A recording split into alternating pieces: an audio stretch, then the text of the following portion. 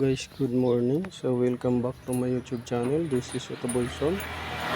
So guys, meron tayong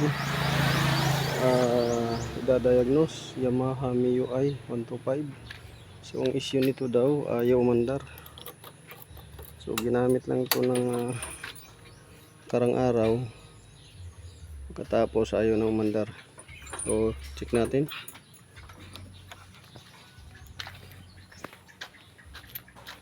Natin kung ayaw umandar ba. Yun.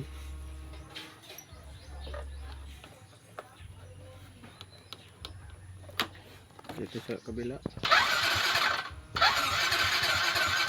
Ayaw nga. So yun. Yan yung idadiagnose natin. Ayaw umandar.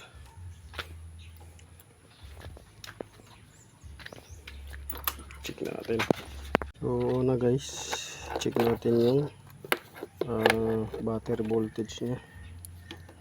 Tingnan natin kung okay ba yung battery voltage nya.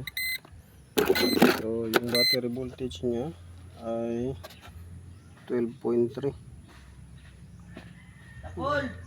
So i-charge muna natin yan, baka sa battery lang nya. Tingnan natin kung mag voltage drop pa. So charge natin yan. So mayroon tayo ditong charger. Ito gamitin natin para ma-charge muna kung lalakas ba yung ano nya, voltahe, o tumatanggap pa ba ng voltahe ito. So nakalagay dyan 12.4 below. This needs charging. So 12.4, 12.3 na. Charge natin. Ito guys, naka-charge na. Ayan, sina-charge na natin. So habang naka-charge, so naka-off naman to siya. Nakasalpak lang yung susi.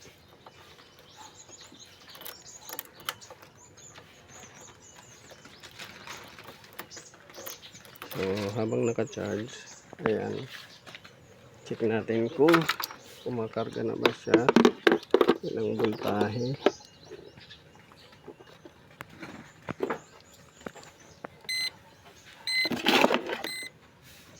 So nagcha-charging siya. Mamaya antayin natin na mapuno. Pero bago yan, dahil ayaw umandar, so kailangan check din ninyo yung oil. Pag ayaw umandar, check nyo din yung oil, baka mamaya nag-overheat to. So check ninyo. Ito, check din ninyo itong fuse dito. So na-check na natin yan. Okay yung fuse, wala naman putok. Ngayon check natin yung oil, baka mamaya yung issue nito nag-overheat, natuyuan. So check natin kung may langis pa. So kita ninyo yan, wala nang langis. Yan, tuyo. So isang dahilan yan kung bakit ayaw mandar. Ayan, walang langis, walang sumayad, meaning natuyuan. Ngayon titesting natin to na makaandar, lalagyan ng langis natin. So yan guys, kailangan i-check din ninyo yung langis pag ayaw umandar na. Baka may makina ay umano na, nanigas na yung piston doon, wala nang lubrication. So sumikip na, overheat ang naging dahilan ng ayaw pag-andar. Unang una, wala tong cooler, water cooler or coolant. So check din niyo yan, lalo na dito sa gearbox. Check din niyo kung may langis pa ito sa gearbox. Baka mamaya wala nang langis din to, kasi wala nang langis doon sa makina. Baka ito wala rin langis, so kulang sa maintenance.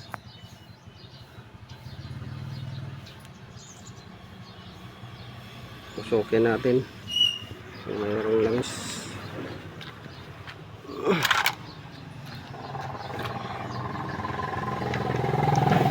Mamaya wala rin langis to.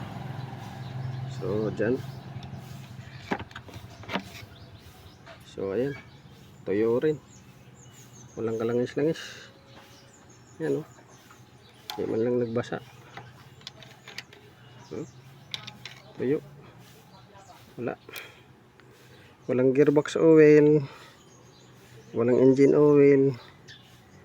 Ang resulta, sira yung makina. So ating i-charge muna siya. Pag na-charge, ating tatanggalin. Titingnan natin kung anong nangyari yung makina. Kung mayroong fuel, mayroon naman siya sa kuryente. Titingnan natin yung spark plug at saka yung fuel supply. So yan yung gagawin natin. Kasi na-prove na natin walang engine oil, walang gearbox oil.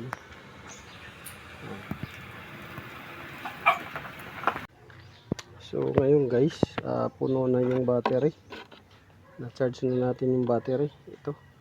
So i-confirm naman natin ngayon dahil kanina i-confirm natin na yung oil, wala nang oil, wala nang masungkit yung dipstick, engine oil, tapos wala na ring masungkit nung sa gearbox. Ngayon confirm natin yung fuel pump kung gumagana dahil tapos naman tayo nag-charge ng battery. So compare natin kung gumagana yung fuel, yung tutunog.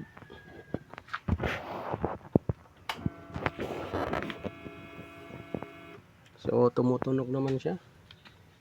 Ngayon confirm natin naman yung dito sa may injector nya kung mayroon bang lumalabas dyan.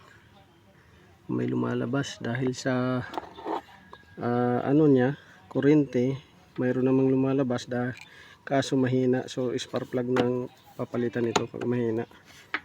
Ayan. So handa rin natin. Ayan. Inano natin dito, dapat may labas. Ayan. Mayroon naman siya.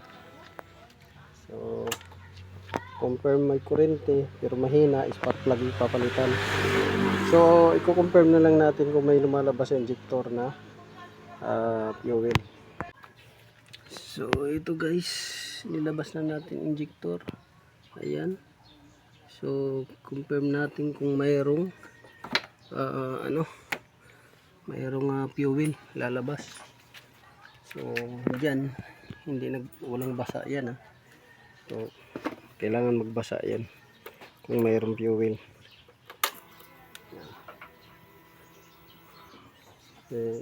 Tapos yan na.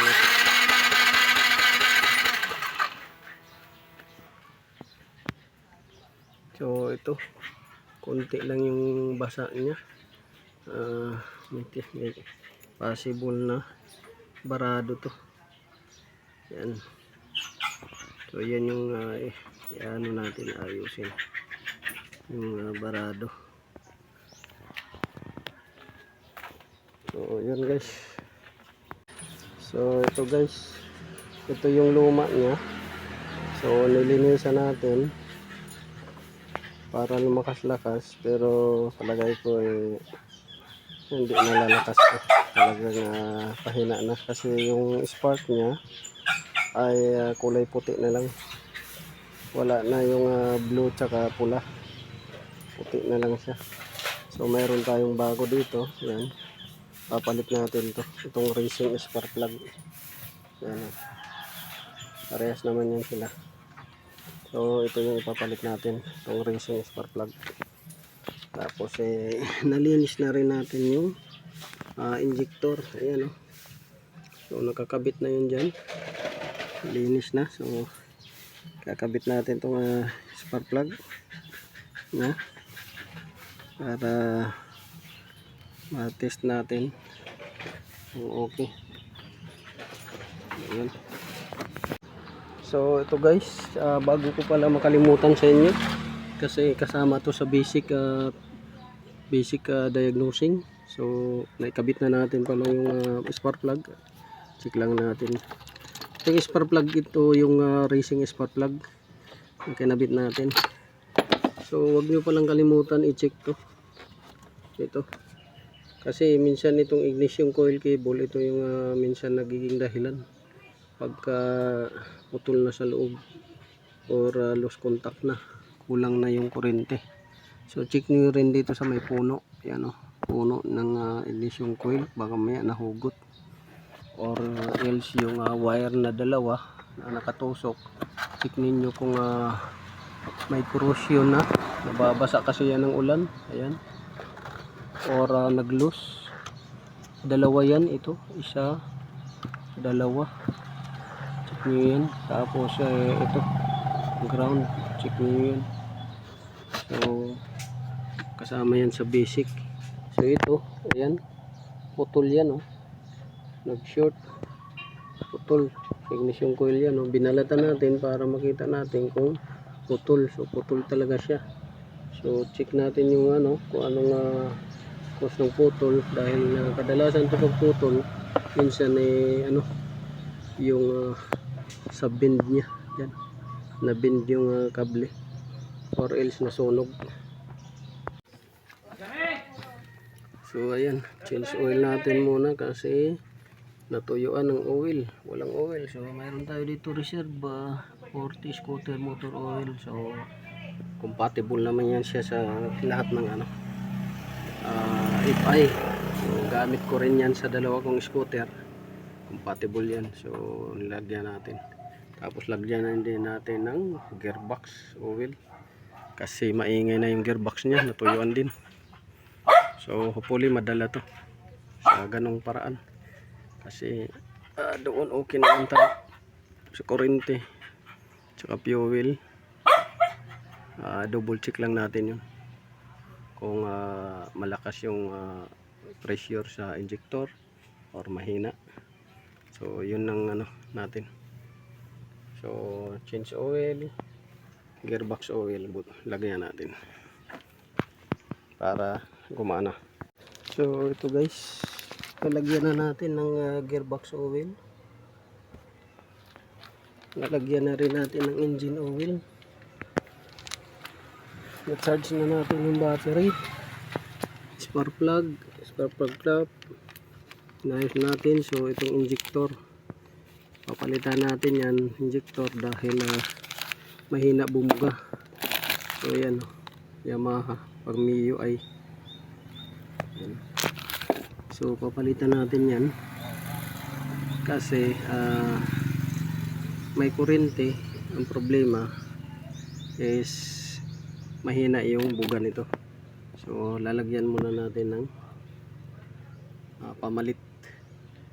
Lagyan natin pamalit. Pagka hindi pa rin umuki, yun, bore na talaga ang problema niya. So loss compression ang naging problema niya maliban sa iba kasi overheat to, natuyo ng langis, gearbox. So kaya iniisa-isa lang natin, gasoline supply at electricity supply ang inuna natin. Pagka hindi pa rin, yun, bore na talaga siya. So yun guys.